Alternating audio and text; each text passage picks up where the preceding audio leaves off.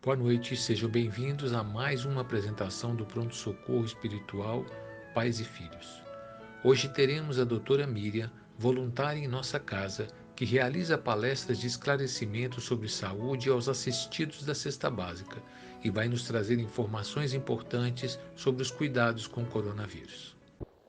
Boa noite, eu gostaria de agradecer a oportunidade de estar aqui com vocês, à noite com o pessoal do Pronto Socorro Espiritual Pais e Filhos.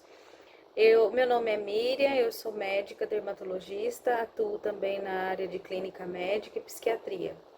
E eu queria falar com vocês um assunto muito importante para a nossa atualidade e que tem gerado assim bastante preocupação, que seria a pandemia, a infecção pelo coronavírus. Bom, o coronavírus é um vírus que já tem muito tempo, né, várias décadas, desde a década de 60. Ele já é um vírus conhecido por causar resfriados comuns na população. O Covid-19, ele é uma versão desse vírus, né, que inicialmente foi contaminou o homem através do morcego. E depois essa contaminação vem ocorrendo de homem para homem através das vias respiratórias, né, das secreções respiratórias, então da saliva, do espirro e também do contato com outras superfícies onde a gente coloca as mãos. O período de incubação, o que é isso? É o período que leva entre a pessoa entrar em contato com o vírus e desenvolver sintomas. Varia entre 1 a 14 dias. E por isso é muito importante, quando a pessoa começa com sintomas, ela se manter afastada, né? Muitas vezes, até que consiga fazer o teste, é importante ela ficar em isolamento. E mesmo dentro de casa, evitar o contato com outras pessoas, com outros familiares, pode ser utilizado a máscara, né, mesmo dentro de casa, e as medidas de higiene convencionais, que seriam higienizar sempre as mãos com água e sabão, utilizar álcool gel, né, 70%, para evitar assim a contaminação de outras pessoas. Quem são as pessoas mais propensas a desenvolver formas graves do coronavírus, né? São as pessoas acima de 60 anos, as que têm algum tipo de comorbidade, por exemplo, diabetes, pressão alta, aquelas que fazem tratamento para câncer, algum tipo de câncer, que utilizam medicamentos imunossupressores, como os quimioterápicos, ou outros medicamentos que abaixam a imunidade. Também é importante saber que o vírus ele entra no nosso organismo e ele desencadeia um processo inflamatório. Esse processo inflamatório ele vai principalmente acontecer nas áreas pulmonares, né? Com o processo inflamatório, os alvéolos, que são as porções terminais da nossa rede, do nosso parênquima do pulmão, eles se chamam alvéolos. São pequenos, como se fossem pequenos sacos que absorvem o ar e trocam o oxigênio com o sangue. Nesse processo inflamatório do coronavírus, esses pequenos sacos, esses alvéolos, eles se enchem de líquido. Então, a pessoa não consegue fazer essa troca gasosa, oxigenar o sangue adequadamente.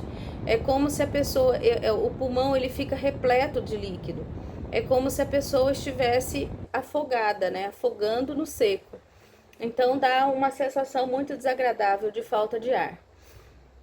Também, além da falta de ar, os outros sintomas mais comuns seriam febre, tosse e a perda do paladar e a perda do olfato. Então é muito importante que a gente preste bastante atenção nesses tipos de sintomas. Muito bem. O que nós teríamos também para passar para vocês, que é que o coronavírus, ele pode também, além das complicações respiratórias, ele pode desencadear outros sintomas, por exemplo, sintomas digestivos, diarreia, náusea, pode desencadear sintomas embólicos, né, tromboembólicos, ele altera fatores da coagulação. Então, alguns pacientes também podem apresentar infartos, né, infarto no mesentérico, que é no intestino, e outros sintomas embólicos, né, tromboembólicos. Bom, diante de toda essa preocupação, nós aqui no Brasil, nós já tivemos uma contagem de mais de 500 mil mortos, né, pelo coronavírus, e faz-se necessário um cuidado muito grande. Agora nós temos a vacinação em franco processo de realização. O nosso povo brasileiro é um povo que é bastante adepto à vacinação. Isso nos ajuda bastante, porque nós temos observado novamente um aumento do número de casos de coronavírus nos países desenvolvidos, mas que possuem vacinas à disposição da população, mas que nós temos também uma população um pouco mais resistente a se vacinar, né? Então, várias pessoas, por exemplo, na Europa, várias pessoas nos Estados Unidos têm essa restrição e às vezes não querem se submeter à vacinação. Então, é muito importante que nós tenhamos essa consciência, né? Nós só vamos nos libertar dessa pandemia quando nós tivermos grande parte da população, tanto brasileira como mundial, já imunizada. Eu queria falar também um pouquinho sobre as vacinas que nós temos, né? Então, nós temos as vacinas que são liberadas pela Anvisa, né, no Brasil, são a Coronavac, a Pfizer, a AstraZeneca e a Janssen, né? E eu queria falar um pouquinho sobre as vacinas. Muita gente pergunta, quais são as reações adversas, né? Quais são os efeitos colaterais das vacinas? Normalmente, os efeitos colaterais, as reações adversas, né, mais comuns são febre, indisposição e dor no local da aplicação. Pode acontecer reações adversas mais graves? Pode, assim como qualquer outro tipo de medicamento, às vezes pode desencadear alguma reação, algum efeito colateral um pouco mais grave. E tem aquelas perguntas, né, que muita gente faz também. Mas eu posso beber depois da aplicação da vacina? Olha, a aplicação da vacina é uma medicação como qualquer outra, né? Então, nós temos que ter o bom senso de evitarmos a bebida alcoólica pós aplicação da vacina. Se você vai e aplicou a vacina, vai num jantar, vai num almoço em família, toma lá um copo de cerveja, isso não vai inutilizar a vacina. Mas a gente tem que partir do pressuposto e do bom senso que nós estamos fazendo uso de uma medicação, de um imunizante que vai depender da nossa imunidade estar íntegra. A outra coisa que acontece com o uso da bebida alcoólica é que muitas vezes, num eventual exagero, pode-se desencadear sintomas colaterais por causa da bebida e isso ser atribuído à vacina. O que eu gostaria mais de falar sobre as vacinas é que, por exemplo, a Coronavac, ela é uma vacina que surgiu na China. Nós temos a industrialização dela realizada pelo Butantan. Ela tem uma cobertura, uma eficácia em torno de 50%, né? Ela utiliza um vírus inativado, ou seja, é um vírus morto, né? E o que acontece? Quando esse vírusinho morto, é só o o cadáverzinho lá do vírus que é injetado. A nossa imunidade se acostuma com aquela figura, né, com aquela carinha, mesmo o vírus sendo um vírus morto. E aí vai estimular a nossa imunidade a identificar o vírus vivo, o coronavírus vivo, quando nós entramos em contato com ele. Então, a finalidade principal da vacina não é evitar que a pessoa se contamine, e sim deixar com que a imunidade da pessoa esteja mais preparada para uma eventual exposição ao agente agressor. Então, nós vacinados, seja com Coronavac, seja com a Janssen, seja com a Pfizer, nós estaremos com nossa imunidade amadurecida para quando nós estivermos em contato com o agente agressor, nós tenhamos mais possibilidade de vencê-lo sem que a gente consiga entrar numa fase grave da doença. Bom, um pouco mais falando sobre a Coronavac, pelo fato dela utilizar vírus morto, ela é uma vacina que, embora tenha uma eficácia de 50%, ela tem menos efeitos colaterais. São necessárias 2 doses, com intervalo de 14 a 28 dias entre elas. Depois nós temos a vacina da Pfizer. A vacina da Pfizer, ela utiliza uma sequência do RNA do vírus, né? Essa sequência de RNA é o código genético do vírus, né? É uma parte do código genético do vírus. Isso vai estimular também o organismo a produzir os anticorpos baseados nessa proteína, baseados em parte dessa proteína. Então, não se utiliza o vírus inteiro, utiliza-se parte do vírus, né? E ela vai estimular uma imunidade em torno de 94%. O processo de estocagem dessa vacina é um processo muito caro, né? Necessita-se que ela seja estocada em temperaturas muito baixas, 90 graus negativos, né? Isso torna um pouco complicado tanto o transporte quanto a estocagem desse tipo de vacina. São necessárias também 2 doses e intervalo de 12 semanas. O ponto positivo dessa vacina da Pfizer é a alta porcentagem de imunização, em torno de 94%. Sobre a vacina da AstraZeneca, que é a vacina da Oxford, ela está sendo desenvolvida no Brasil através da Fiocruz.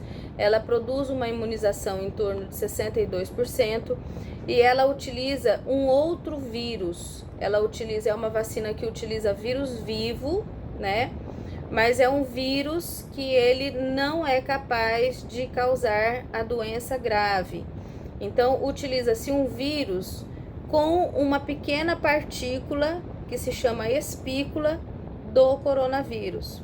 Então, digamos que ele é um vírus bem fraquinho e ele recebe através de uma engenharia genética, uma parte do coronavírus que se chama espícula. E essa vacina, esse vírus, quando também entra em contato com a nossa imunidade, também faz com que nós tenhamos uma produção de anticorpos que, por conta de identificar essa espícula, ao se expor ao coronavírus, também vai conseguir identificá-lo e combatê-lo. A vacina da AstraZeneca também necessita de 2 doses. E agora, por fim, eu vou falar da Janssen, que é a produzida pela Johnson & Johnson. Tem uma sensibilidade de 87%. Ela é dose única, realizada em dose única, então isso traz um conforto, né, para os pacientes. E ela também tem a mesma tecnologia da AstraZeneca, que utiliza um vírus vivo, porém um vírus fraquinho, que não é capaz de desenvolver uma doença grave respiratória, mas que carrega uma pequena parte do coronavírus na sua superfície. E também, quando entra em contato com a nossa imunidade, nós também produzimos anticorpos contra o coronavírus. É isso que eu queria passar para vocês e dizer que que a ciência está em constante processo de atualização, em constante processo de pesquisa, e as vacinas têm nos ajudado bastante. Talvez futuramente seja necessário os reforços, né, as doses de reforço das vacinas para as idades, principalmente as idades mais propensas, né, a complicações. Mas é necessário que a gente continue se cuidando bastante com as medidas preventivas, né, que é a utilização da máscara em ambientes públicos, em ambientes, mesmo ambientes domésticos, onde a gente tenha algum familiar com suspeita ou confirmado, é necessário que a gente utilize as medidas de higiene, que são lavar muito as mãos com água e sabão, utilizarmos o álcool gel, utilizarmos a máscara e o afastamento, o isolamento social. Pode-se lavar as roupas das pessoas que estão contaminadas em casa, pode-se lavar as roupas, mas é bom evitar lavar as roupas junto com a dos outros familiares. É interessante também que depois que a pessoa utilize o banheiro, fazer uma higienização dos ambientes, e assim nós vamos nos preparando para que a gente consiga atravessar todos esses ciclos de aumento dos casos do vírus. É isso que eu queria passar para vocês. E para terminar a minha apresentação, eu gostaria de citar uma passagem da Bíblia que eu gosto bastante, que é uma passagem onde Jesus estava caminhando no meio de uma multidão com os seus discípulos. Ele tinha recebido um recado do seu amigo Jairo, que a sua filha estava desmaiada, que a sua filha tinha falecido. E Jesus se encaminhava então à casa de Jairo para prestar o seu socorro, para prestar a princípio a sua solidariedade ao seu amigo. Quando ele sentiu, ao caminhar pela multidão, ele sentiu que alguém tinha tocado as suas vestes. E ele se vira para a multidão e pergunta: quem de vocês tocou as minhas vestes? Então os discípulos responderam a Jesus: Mestre, nós estamos caminhando no meio de uma multidão.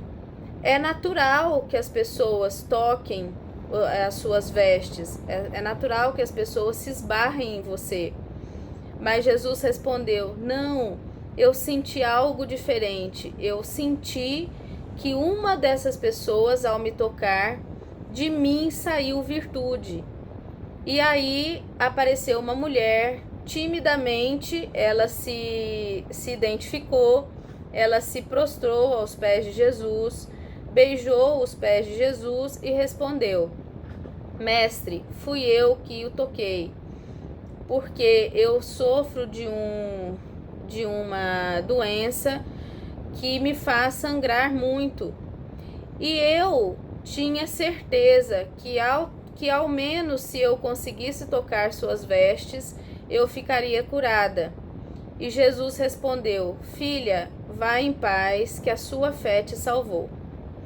Então, o que eu tenho de mensagem para passar para vocês é que mesmo com todas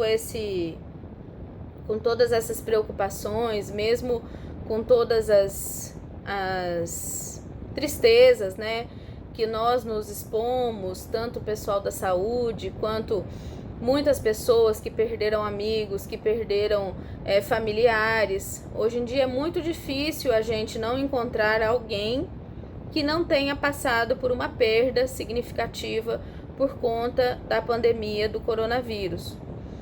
Mas é muito importante que nós façamos a nossa parte e que também nós consigamos manter a nossa fé, né? E pedir a cura realmente com fé das pessoas e do mundo.